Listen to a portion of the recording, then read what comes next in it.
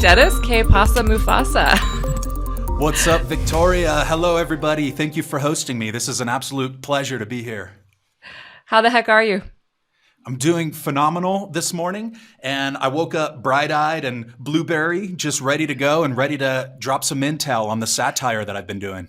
Amazing. It is really awesome for us to have you on the show. You and I had the pleasure of meeting each other, and I got to meet your lovely wife too in New York City a few weeks ago at Horizons, which was a really interesting and incredible time for the psychedelic space to get together.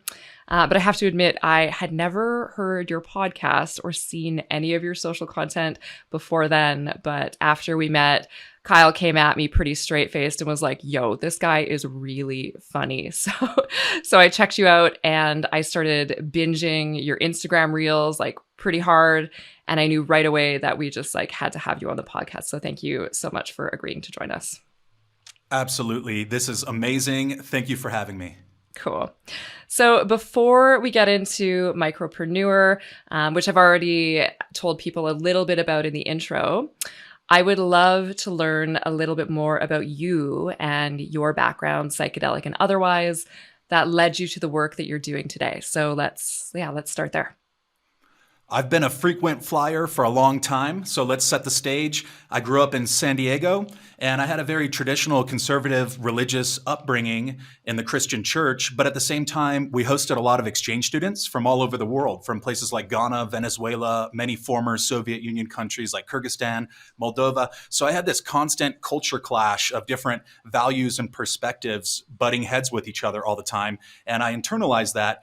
And living in San Diego in a fairly affluent suburb, when I became a high schooler, it was not hard to find marijuana and entheogens, mushrooms, and more exotic substances. So, I had spent a lot of time thinking about altered states, mystical experiences, prayer, things like that, miracles.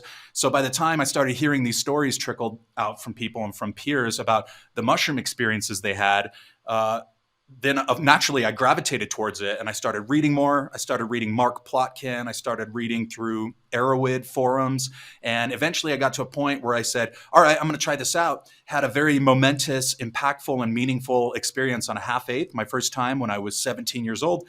And I very cautiously studied more, unpacked the experience. And then later on, towards the end of my senior year, I read Food of the Gods by Terence McKenna and just decided to go for a macrodose. I felt very comfortable and confident in the altered states I'd had so far. And that flipped my lid and blew my mind in every imaginable capacity. Had a 7-gram solo mushroom experience in silent darkness and had a very visionary, ecstatic experience. So that shaped a lot of my early thinking. And, it took me a long time to unpack that. But shortly after that experience, I headed off to the University of San Francisco. And that's a whole other story. That really accelerated my learning about the psychedelic world and the legacy of the 60s and before then, and hearing a lot of perspectives from different indigenous cultures and a lot of social justice advocates. So my 4 years at USF, I was in the media studies program. And between having access to a lot of novel compounds, freshman year, I had access to things like DMT and 2CB and abundant mushrooms. That combined with my rigorous studies and staying the course and getting my diploma and playing in bands, immersing in the arts and culture and tech scene in San Francisco and the Bay Area, and then traveling after that and getting to go visit a lot of the exchange students all over the planet, that really accelerated a lot of my thinking about the psychedelic world and the role of psychedelics in shaping global culture. And I continue on that course today with Micropreneur. Very cool. I always love hearing about how people get here and the combined experiences that bring them to psychedelics. I talked about this a little bit with Corey Firth in the last recording that I did, and it seems like there's no one direct path to getting here. Like there are some university programs now where people can go right from high school to university and then be in the psychedelic space, but it usually is like a cumulative grouping of experiences that bring people to this world. So thank you for sharing that with me. So if I'm getting the concept of the platform that you have and the show and your social content, if I'm getting the concept properly, Mycopreneur is a few things. So it's a podcast where you interview people doing really cool work in psychedelics, but it's also satirical comedy. So from everything that I've seen in this world, it is very unique, and there's nothing out there quite like it, that at least that I have seen. So for someone who has never heard it, give us the elevator pitch. What is Mycopreneur? It is essentially a satirical platform representing the psychedelic space. I call it the onion of the psychedelic space. And I find that satire is actually more on brand for unpacking and understanding and examining the world we live in today than a more serious, buttoned up and sober approach. And as an example of that, I think Trevor Noah and Stephen Colbert are far more serious news presenters than someone like Tucker Carlson. Right. And I think we get our comedy from a lot of mainstream news, and we get a lot of the more relevant and prescient and timely news from these comedians and satirists. And essentially how it started was I launched this podcast in January of 2021, and I had been producing podcasts for different academic institutions. And for, my wife worked for a media company and produced the official US Navy SEALs podcast. So we had all the equipment, we had a lot of experience doing this kind of stuff.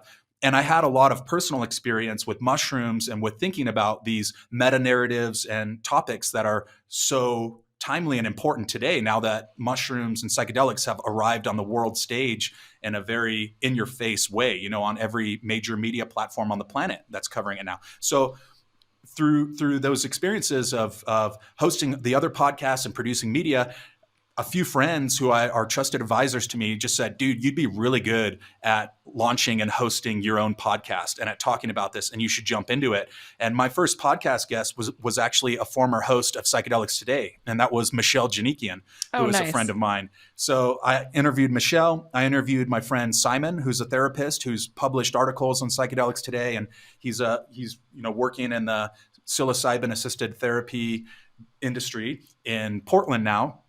And I interviewed a friend I had from the San Diego Mycological Society, Eric Mueller, who's a prolific cultivator. And it just kind of grew naturally out of that. And I thought, wow, I'm very comfortable talking to people about mushrooms and being more public facing with my advocacy and my own personal experiences about psychedelics. And very quickly, just through people introducing me to other people and people saying, hey, you're doing a good job, you're being consistent and thorough with what you're doing, I started interviewing more visible figures in the space, to the point where I was getting people like Ronan Levy, the CEO of Field Trip, on the podcast, and Douglas Gordon from Silo Wellness, and these individuals that represented fairly major publicly traded companies. And after about 50 episodes of doing that, I just decided to make an Instagram reel one day lampooning the white-owned foreign retreat center model that you'll find all over the world, right? I'd been down to Iquitos, I've traveled extensively, I've been to Tulum, I've been to Bali. So I've met a lot of these characters that are essentially caricatures, right? They're essentially these like larger-than-life personalities, and I don't know what it was, but something just prompted me to make this reel that was totally improv about this white character that we can unpack later, who is a spiritual guru that runs foreign retreat centers, right? And pays the foreign workers in Peru, $3 an hour while they're making $3,000 a day. And after I made that satirical piece, it went viral, and I got a flood of responses from all over the place. Like, I had people I went to college with that I'm not in contact anymore, who are based in Cairo, telling me, my friend in Cairo sent this to me. People in Ubud, right, sending me. People in Mexico City. So I really just responded to that latent desire that people had to see a lot of these types of characters roasted, and I just built off of that. And that's essentially how I got to where I am today. So Mycopreneur still has a very serious journalistic underpinning, and I have a lot of integrity with the way I approach that. But the satire has kind of grown a life of its own, and essentially I'm leaning into that. And my elevator pitch is that I'm building the onion of the psychedelic space. Really cool. And so, yeah, I'd love to meet a few of those characters in a second, but I also want to talk about the concept of satire for a minute. You touched on it just a minute ago. So I love comedy too. I grew up watching shows like The Simpsons and sketch comedy, like like 90s SNL and Kids in the Hall. And for a hot minute in my writing career, I wanted to be a comedy writer as well. So what you're doing here is really exciting to me personally, and it's just also as like a person who consumes a lot of media in this space and creates a lot of media in this space. It's really refreshing to see here because we tend to take ourselves pretty damn seriously a lot of the time. And while we are doing serious work and building something that is really world changing, I think there's a lot of value in, standing back every once in a while and, poking fun at ourselves.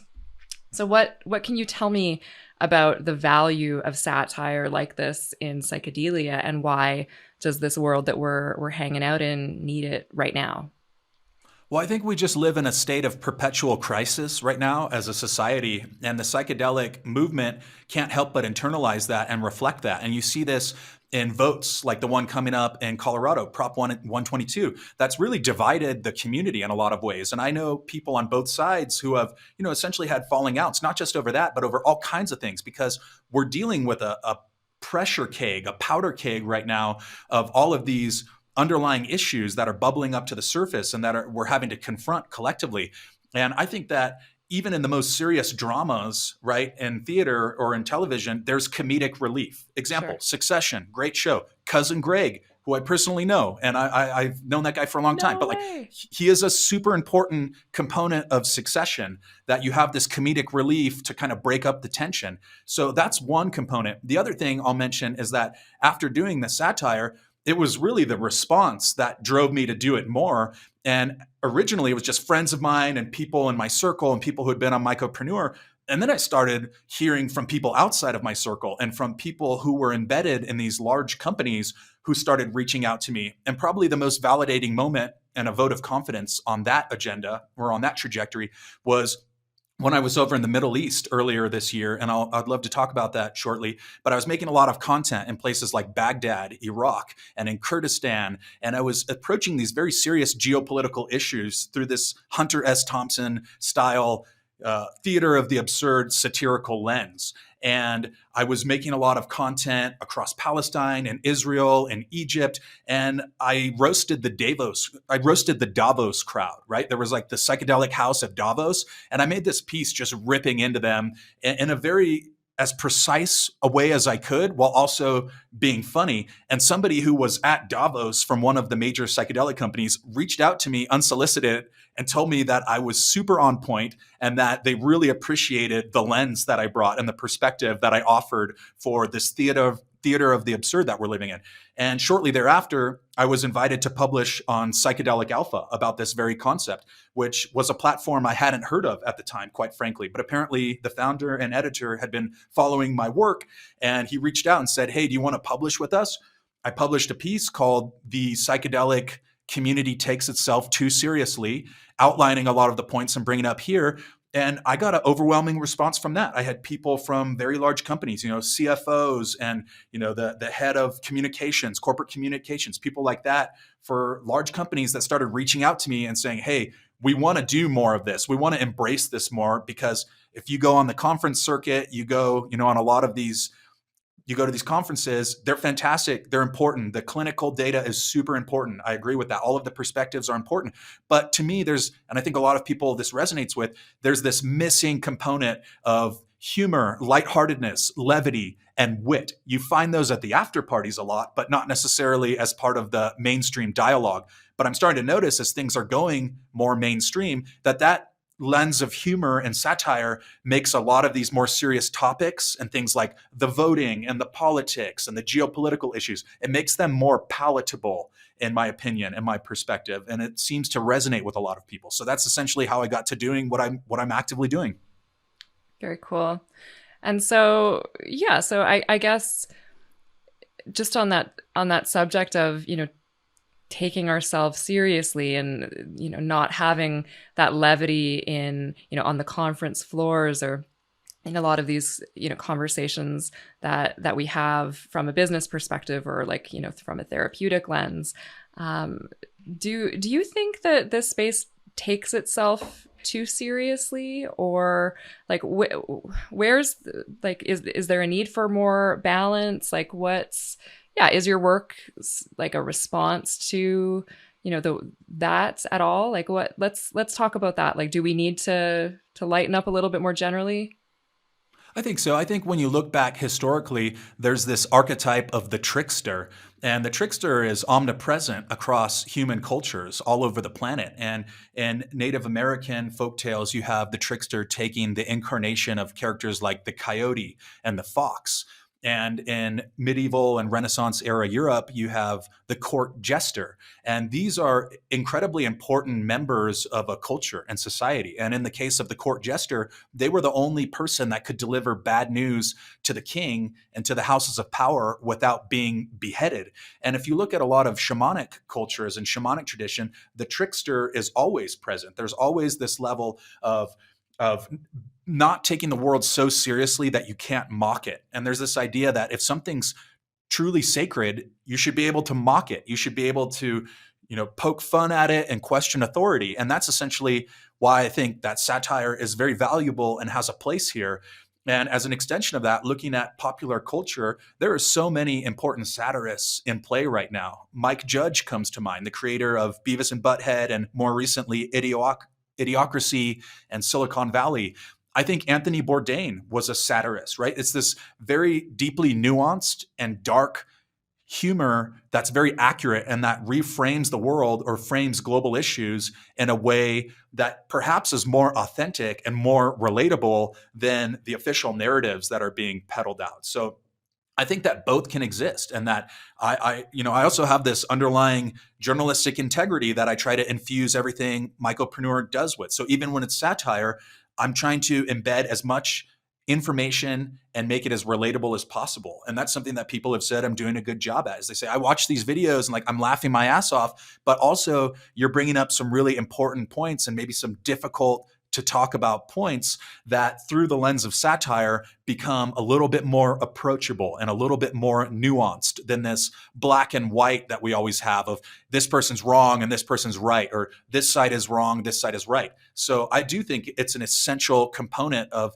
the modern psychedelic landscape is having satire and being able to communicate across party lines and being able to communicate between very divergent perspectives by finding this sort of ritualistic middle ground where it's an effigy of the world you're creating, right? You're not being factual, you're being intentionally misinformative, but you're doing it in a very over the top way that actually allows people to identify kernels of truth in what you're doing. So that's kind of the overarching vision of what I've been trying to roll out. And it seems to have caught on to the point where I did get invited to Horizons with a press pass. And I've been invited to Meow Wolf as a guest from one of the companies. And I've ended up moderating panels on stage at the California Psychedelic Conference and this and that and the other. And, the invitations keep rolling in. So I think that people in the space see that there's value to having this levity and wit, and that it can be serious journalism. And it can be, I can be a serious interviewer while also sort of poking fun at authority and power structures. Yeah, and so some of the comments that I've seen and the ways that I've heard people talk about your content, the most common comment that I see is it's so spot on. Like this is exactly it. Like people are really like resonating. It's really resonating with people, and they're really like identifying with it. And I think that you're making observations and packaging them in a way that nobody's ever seen, but when people when it gets in front of people, they're like, oh my God, this is exactly it. And they have a really strong reaction to it, right? And you mentioned, you said something that I just want to like pull on a little bit earlier. You mentioned archetypes, right? So there's a lot of talk about archetypes in this space, like relative to the psychedelic experience. But you've created a few really distinct archetypes in your content. So yeah, these characters that you've created are really memorable. Like there's like, and forgive me if, if I'm not, if I'm not naming them properly, but this is kind of how I describe them. So you've got like the VC bro, and you've got like the capital raising bro, and then you've got like this like woke like white shaman. I was telling my partner earlier today that I was chatting with Dennis Walker on the podcast today, and he's like, "Who's Dennis Walker?" And I was like, "Oh, Amethyst Jaguar." And he's like, "Oh, right." So, so these characters that you've created are super memorable. Could we meet a few of those guys right now? Is there anybody who's dying to get on the Psychedelics Today podcast? My name is Don Chad, and I do this shit for real. I'm an ayahuasquero. I learned my practice in Pattaya, Thailand, under an Australian indigenous lineage, and I've been practicing shamanic medicines and a variety of healing modalities for the better part of 6 weeks now, and I am on my 300th ceremony. And my signature ceremonial entheogenic specialty that I like to combine actually incorporates ketamine into ayahuasca healing, and business is good. I've got a 4.9 star rating on TripAdvisor, and I was actually just called out to the United Kingdom to help them with the selection process of their new prime minister out there. My name is Don Chad. Oh, it's a pleasure to meet you. Yeah, very, very cool. Is there anybody in the room that's like raising capital right now? Anybody that's like looking to to try and get investors excited that we Yeah, could hello. meet? My name's Richard Johnson Jr. the third, and I'm raising capital right now. I have a background in the pharmaceutical industry, and I also am really good at circus games, strangely. And the people ask me, why is Richard Johnson Jr. the third worth investing in? And my answer to them is that I am running circles around larger media platforms as an individual creator who has found a niche in doing satire, and the numbers don't lie. And when you add up the 3 million video views and the 50,000 podcast downloads with zero ad spend and marketing budget, and you start to see the response, then you know that Richard Johnson Jr. might have, a few feathers in his cap that's worth taking seriously. Well, we will keep an eye on you for certain. So just conjuring Dennis back into the conversation. When we look at the response to your content, what do people think? What are people saying? I imagine that outside of like the fans that you have, this stuff might ruffle a few feathers. Like what are people saying? I've been overwhelmingly surprised and honored by the response, I have to say. And I also just want to mention that I've never done that live bit before. I usually I do improv, but it's very different to do something live and on air like this, as opposed to like having the space and bandwidth to really think about your characters. But essentially I tried to introduce them in the best way I know how and be as authentic as possible. But the response has been amazing. And what I would say is that social media is this phenomenon where people can drop in on your work with no context. And I'm sure you've experienced that, where especially once you start to go viral and you start to build more of a following, people who have never seen anything you've done, they don't really follow the thread, will drop in. Those are the only feathers I've ruffled, I would say. I would say that a lot of the people who have been following, and they've kind of seen the trajectory and the long tail of what I've been doing. And that's the audience that I'm primarily intending my work for, right? So, I've also had to explain to people that it's satire, or rather now people in the audience will explain to other people. Because, I did a bit about Scorpios the other day in astrology, and somebody dropped in, and I think they were thinking I was being very serious, when a lot of the people who identify, as astrologically motivated people, they thought it was hilarious. And I had people saying, do the whole astro wheel now, do all of them. And so I would say that the only feathers that have been ruffled are typically people who aren't following the work, and that the opposite has happened, where I've actually lampooned or, targeted and only punching up. I'd never punch down. I'd Sure. only go after like public figures and things like that and try to be as accurate as possible. Some of these people actually tell me it's hilarious. And another reason why, in all honesty, I know the platform has actual value is that I'll make a video or a piece, and within 24 hours, it will reach that person. And as an example of that, I had the co-founder of Double Blind, Shelby Hartman, on the podcast. And before I even said anything to her, she goes, "Are you going to make fun of me?" And I go, why? And she goes, because someone sent me your videos this week and I just want to make sure this isn't a hit piece. And, I just thought that was really funny. Like, wow, this is really getting around. And, by the same accord, if I call out a company or something, like I did a piece where I made a comment at the end, just kind of like, hey, if anybody has a Rick Doblin puppet, then let me know, and what kind of energy exchange you want for us to be able to do a skit with this.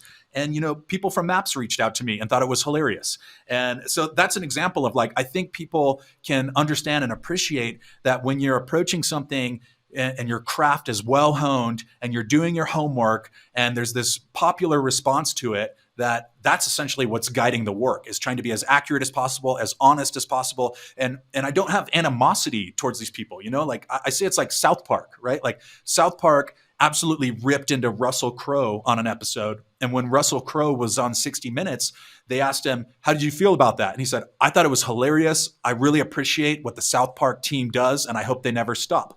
And it's almost like the more I've called companies out or just like been kind of facetious and, pointed with the content, the more endearing it is to them. And I also think that people know that this type of content gets a lot of traction. And I've seen a lot of these more like serious, sober analysts and, newscasters and this and that who are reporting on topics.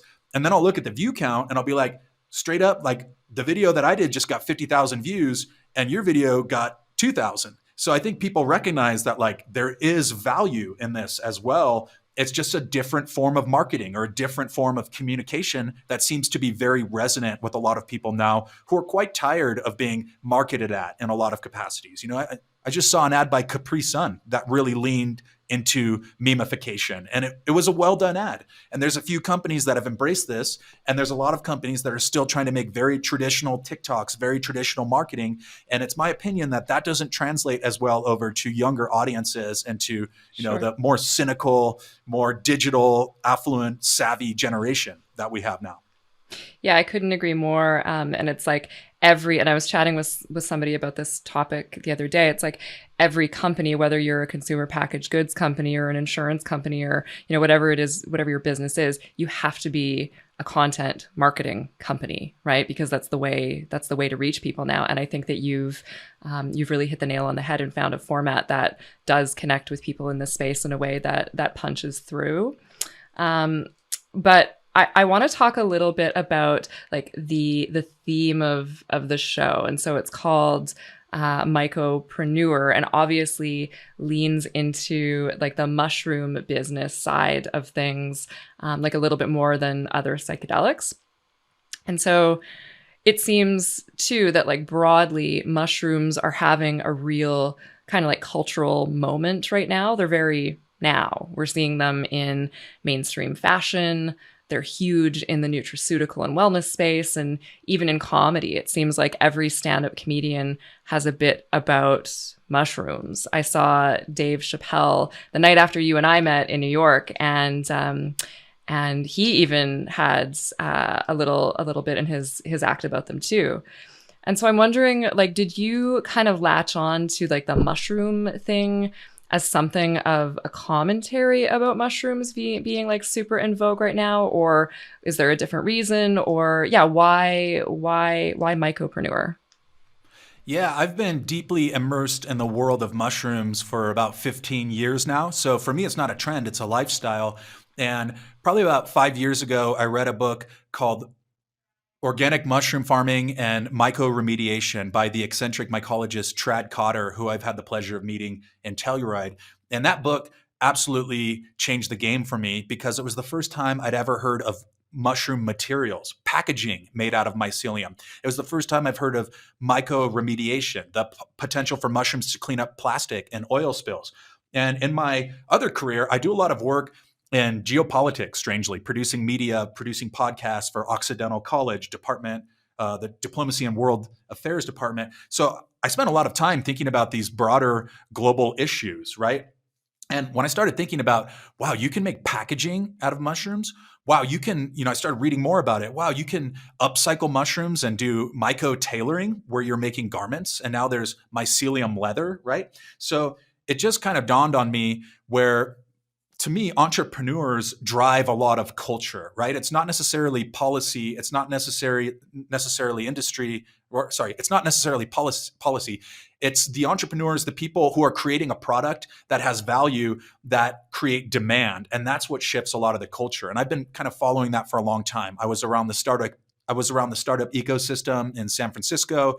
I've had friends who have, been extremely successful in the tech world and launching their own companies. So I think that sense of like fusing mushrooms with this mentality of the bootstrap startup entrepreneur, I just saw this extremely enormous untapped potential for mushrooms to fit into our current world agenda. And thinking forward, I have been and still am producing a lot of content for Occidental College, as I mentioned, and one of their partnerships they have is with the United Nations and with the 2030 agenda for sustainable development goals. I started reading through these 17 goals and, interviewing people, or rather producing the interviews that students did with various stakeholders from the Los Angeles mayor's office or from, representatives from the United Nations and this and that and the other. And all of the subject matter they were talking about the need for sustainable development all over the globe, the need for cleaner, safer, smarter cities, the need for more equity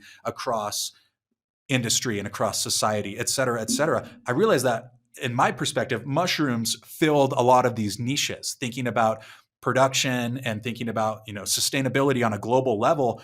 A big part of that is food production. And, there's people doing mycelium meats now, and people, I've interviewed people from 17 countries, I think, on the podcast, and women in Uganda, and mycopreneurs in India, and mycopreneurs in Finland, and all of these things you just mentioned, people working with nutraceuticals.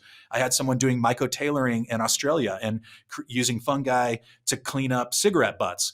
And, it really just accelerated from there, where I thought, okay, I want to find the people who have made it their mission to use fungi to help transform society. And since then, I've interviewed people who have represented 9-figure companies and people, startup founders based in India, as I mentioned, who now are starting to gain a global footprint. And the more that I would talk to these people, the more I realized, like, I want to platform these underground, more marginalized perspectives from all over the world, from the global South, people from Chile and people from sub-Saharan Africa. And, that's part of my travels. I've been able to connect with some of these folks. And now, if I'm out in Cairo, I'll straight up have people hit me up and be like, hey, I listened to your podcast. I see you're in Cairo. I want to link up. Or if I'm out in, Lima, Peru, the same thing. And I realize how global and how unifying that mushrooms can be as a technology and as a form of industry when you start to lean into it at that level. So that's essentially how the program got started, and why I think that mushrooms and entrepreneurism are a natural fit together. Very cool. And it seems like you have no shortage of folks to interview for the show. Can you tell us a little bit about what some of your plans are for Mycopreneur? I really want to lean into the satire more, and I'm actively working towards building it out into more of a platform, something that's not entirely reliant upon social media. And I lean heavily into social media, but I want to develop it into more of a platform. And I've had actually a number of calls with VCs and with business development people who work with other players in the space who have reached out to me unsolicited because they see the value, they see the potential. And my pitch to them is, I can knock out the content day in and day out. I have proven consistently that I know how to make viral videos, and I know how to create and engage an audience with relevant material. And I have the tech, the media skills, et cetera. What I lack is that more coherent organizational strategy. So, and I've had lunch with people and we had drinks together, right? Where they're doing it very well. And that's sort of my pitch, is like, hey, I would love to create something with a team around me and, with some business development strategy that can help scale this. And as previously mentioned, I do have a number of contacts and friends who have been very successful in that industry, or in global industry, people I knew from San Francisco. I used to live in Riyadh, Saudi Arabia. I have contacts there, right? And like, now I'm starting to dive into more content about the intersection of psychedelics in the Middle East and, TBC and more to be announced soon on that. So that's essentially what I've been pitching to people. It's like, look, there's value in this. A lot of you recognize there's value. Help me build this into a media platform that is the onion of the psychedelic space. And there's any number of in-person experiences and apps and things like that that can be spun out of that. And a quick example of that, I did a satire video for a product called Psychonauty. That was a psychonaut dating app, essentially. And everything I'm doing is improv. It's like I get an idea, someone sends it to me, and then I make a video about it. That video went viral on Instagram and TikTok, and I had combined 400,000 plus views, thousands of comments of people asking, where is this app? I searched the app store. And it's not my job to gatekeep and to say if that's a good idea that app should exist or not. But what I will say is that that's not the only case of me making some kind of content that resonates with people. And then all of a sudden there's a market created and people are saying, hey, you should do this. Hey, and then one more example is a satire festival. I launched the idea earlier in the year, got a huge amount of traction. I had calls from people, from Toronto and this and that, very involved in the space. And they're like, we want to make this happen. And I realized I need an organizational strategy and a team that can help do that business development. What I can do, I can show up on the stage at the conference circuit. I can get into the dinner parties, and engage people and consistently make quality content that is very well defined. But what I suck at is that business development angle, and so essentially that's where I'm at. And my wife and I also own a sole proprietorship and have been very successful with that. So I have that iron in the fire, but I don't have the bandwidth right now to scale in the way that I would be if I had some kind of team or some kind of strategist and maybe some seed capital. Yeah, you can't always do it all. And it's funny. I've been you joke a lot about raising capital in your content, and you do it through these bro-y characters. But I've been hearing glimmers of you pitching Mycopreneur through your content, which is really genius, by the way, because people are seeing conceivably folks that may look to partner with you are seeing the content and the value of the product, and then you're delivering the pitch as part of the product. I saw something the other day, and I thought it was really smart that you do that. So best of luck to you with that and growing your business. And we certainly want to keep in contact with you and throw ideas around and find different ways to work together, because we love what you're doing. So yeah, this has been really great. Dennis, thank you so much for joining us on the podcast. Is there anything else that you'd like to touch on before we sign off that we may not have covered yet today? I just want to thank everybody for bearing with me through, I haven't done a lot of podcasts. I've hosted a lot, but this is probably my third time being a guest on one. And also just want to shout out to remember to have fun, and to remember that even the most serious political, geopolitical, business, this and that and the other intersections that are going on in our world, there's room to laugh about it, and there's room to not take everything so seriously, because that's actually bad for your health. So if we're talking about therapeutic value in psychedelics, laughter, humor, levity, wit are extremely valuable from a therapeutic perspective. And thank you all again, and thank you, Victoria and Psychedelics Today, for hosting me. This has been a pleasure, and I'm looking forward to future collaborations with you all. Hear, hear. All right, thanks a lot.